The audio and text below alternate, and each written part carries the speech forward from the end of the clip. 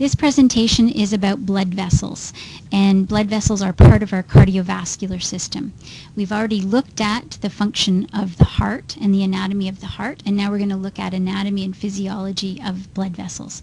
This particular slide shows a picture from an exhibition. It was called Bodies, the exhibition, and it toured worldwide. It was in Canada in 2009 and 2010. And the artist took human bodies and prepared them in a way to make them permanently preserved, and dissected them to show in a very respectful and beautiful way all of the parts and different tissues of the body and how they functioned. And this particular picture is of blood vessels, which is absolutely incredible. It shows all of the blood vessels in the human body. The way that they do this, just by the way, I'm not sure if this is a dating fun fact or not, but they take a traditionally treated body that is treated with chemicals to prevent decay, and then they dissect it to expose important structures, and then they remove all the water by replacing it with acetone. And then they place the body into a liquid silicone mixture within a vacuum chamber, and then under a vacuum the acetone becomes a gas that is completely replaced by this silicone mixture. The silicone polymer is then hardened, and the end result is a dry, odorless, permanently preserved specimen with no toxic chemicals. It functions much like rubber, and they could then dissect out skin or bone or whatever they need to do to expose and show what the artist wanted to show. Okay, the function of blood vessels, of course, is that they provide an infrastructure that allows blood to be transported around the body. And this is important because every single cell, in order to live, needs to have a constant supply of oxygen and supply of nutrients, and needs to have a method to get rid of waste products. And so every single living cell in the body has to come into contact with at least one blood vessel. Some organs have a lot of blood vessels because there is an exchange, or a lot of exchange, that takes place in that area. So for example, this picture here on the left, this is the small intestine and all of the little blood vessels that surround the small intestine. We say that this organ is highly perfused, meaning that it's got a big supply of blood and blood vessels. And the reason the small intestine is highly perfused is because, of course, nutrients that we consume in our digestive tract have to move out of the digestive tract and into all of those blood vessels. So having lots of them provides a huge surface area so that lots of nutrients can be absorbed. On the upper right, these are the blood vessels in the lungs. This is another highly perfused organ. So the lungs, of course, are highly perfused because there is an exchange of oxygen and carbon dioxide. So we breathe in oxygen, and it moves from our lungs into those blood vessels and then around the body.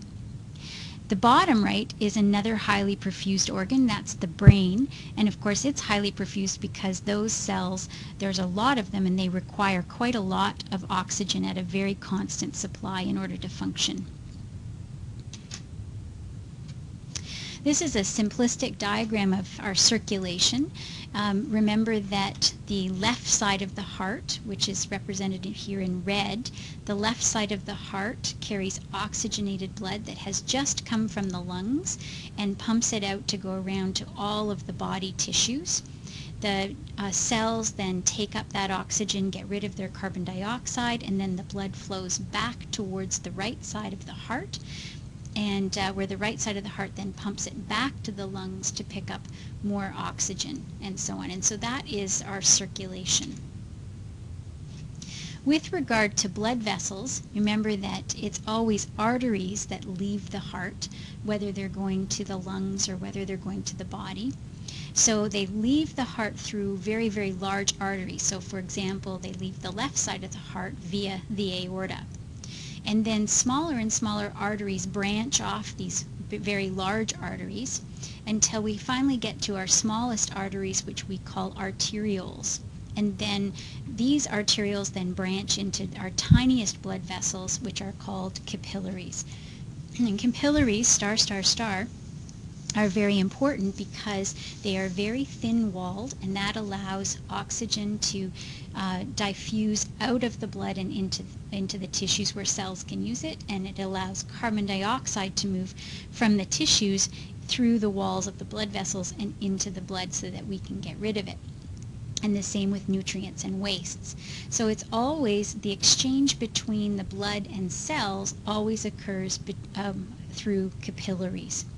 Anything that's larger than a capillary and the wall is too thick to allow that exchange. Once the oxygen, carbon dioxide, nutrients, and wastes have been exchanged, then this blood now starts to make its way back to the heart. The capillaries all collect together into very, very small veins called venules, and then those collect into slightly larger veins and then into our largest veins, and then they come back towards the heart. Here's a couple dating fun facts. If all your blood vessels were placed end to end, what would be the total length? I'll give you a couple minutes to make your guess. A couple seconds. In adults, all your length of your blood vessels, if put end to end, would be about 161,000 kilometers. So just to give you a reference, that would circle the Earth more than 4 times. So the circumference of the Earth is about 37,500 kilometers. In kids, the length of blood vessels would be about 97,000 kilometers. How long does it take a red blood cell to circulate once around the body at rest? And the answer would be number 3, at 1 minute. So it takes about 1 minute for a red blood cell to make its way entirely around the body. During intense exercise, a red blood cell can make it around the body in about 20 seconds.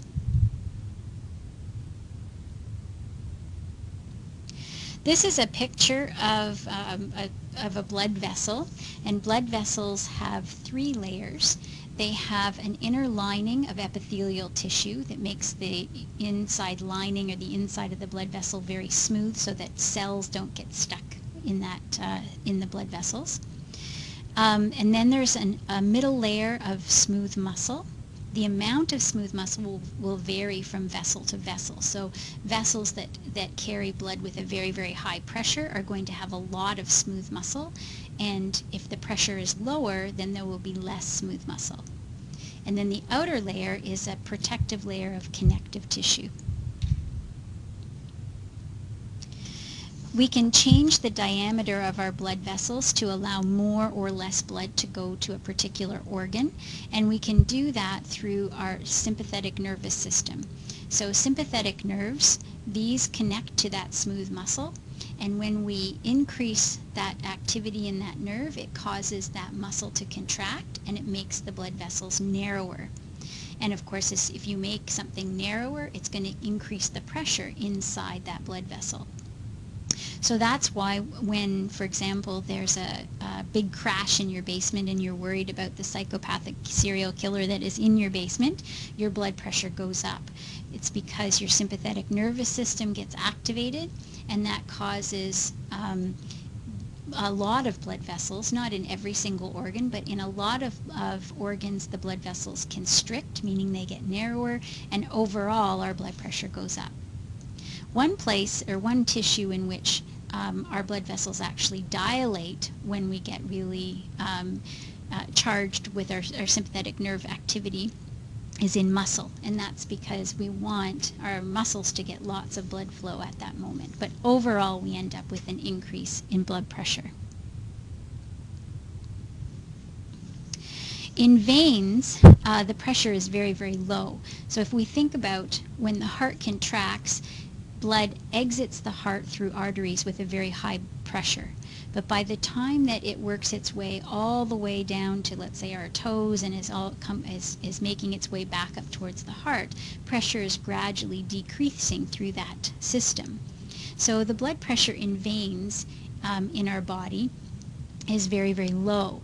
And so there are much thinner walls. They are not as sturdy, and there's less smooth muscle in them. So we still have those 3 layers, but there is less smooth muscle in the middle layer. Because there's less pressure, just like in our lymphatic system, we see there are these valves, and the valves allow blood to move up in one direction, but then not to fall back in the other direction. So if we think about blood that is returning from our toes back to our heart, how do we get that blood with a low pressure back to our heart?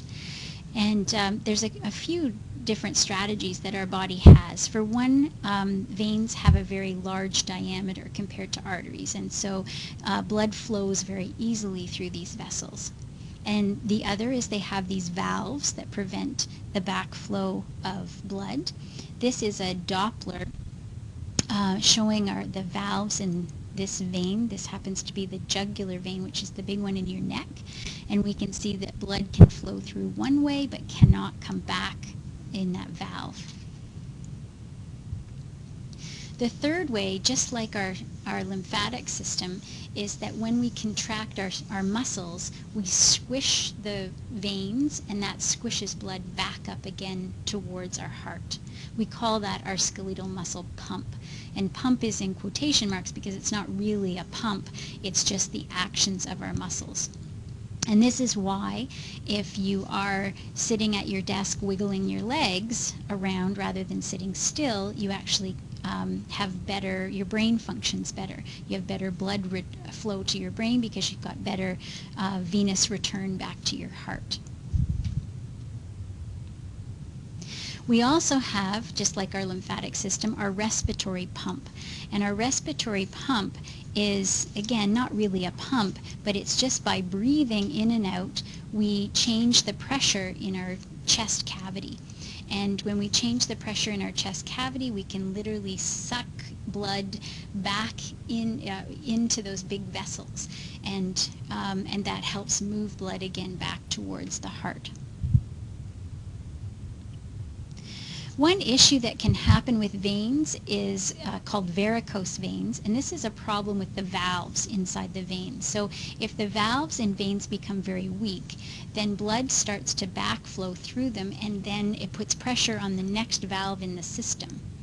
And so blood can start to pool around these valves, and then that valve, it becomes overworked and it fails, and so on and so on. And so we end up with a lot of blood in one part of the vein, and it becomes very dilated and twisted. So whenever we put pressure on these valves, that can increase the risk of varicose veins. So it's common in people who stand for long periods of time, so for example dentists and hairdressers, or if people who are very overweight or people who are pregnant, again, we can put a lot of pressure on those valves. One of the biggest issues with varicose veins is something called thrombophlebitis, and this is where you get blood clots. As blood pools, it can clot and form these little blood clots that prevent blood flow to the tissues in that area. So the blood clot forms in any vessel that has poor circulation. Then the vein can become inflamed, and the real danger is that the clot may detach and then become lodged in the lung, and we call that a pulmonary embolism.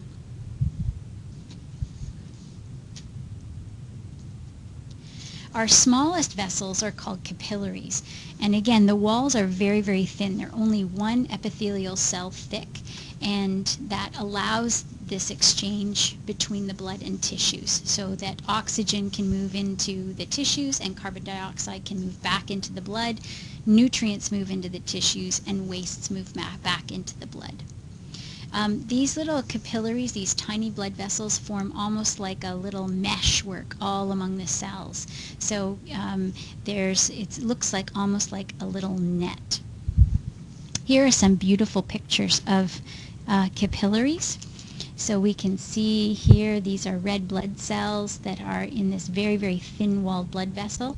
The picture here on the upper right shows this little meshwork, and so you can imagine all these little cells that are all sprinkled in amongst these tiny, tiny blood vessels. And the bottom, of course, shows another capillary again where the red blood cells have to line up, and we can actually see the cell that's making up this wall of this capillary. There's the nucleus, and another one there, and another one there. So they're literally one cell thick, the wall is, and so this oxygen can move out and carbon dioxide can move in very, very easily. So in the tissues, this is what it looks like. So blood then makes its way from the heart into smaller and smaller arteries, and then down to these little arterioles, and then branching off of these arterioles is this meshwork of capillaries, and that's where all the exchange takes place. And then once the blood has given off all of its oxygen and picked up carbon dioxide, then it makes its way back into the venules and then back into larger and larger veins back to the heart. So this will be the end of part 1, and there will be one more part.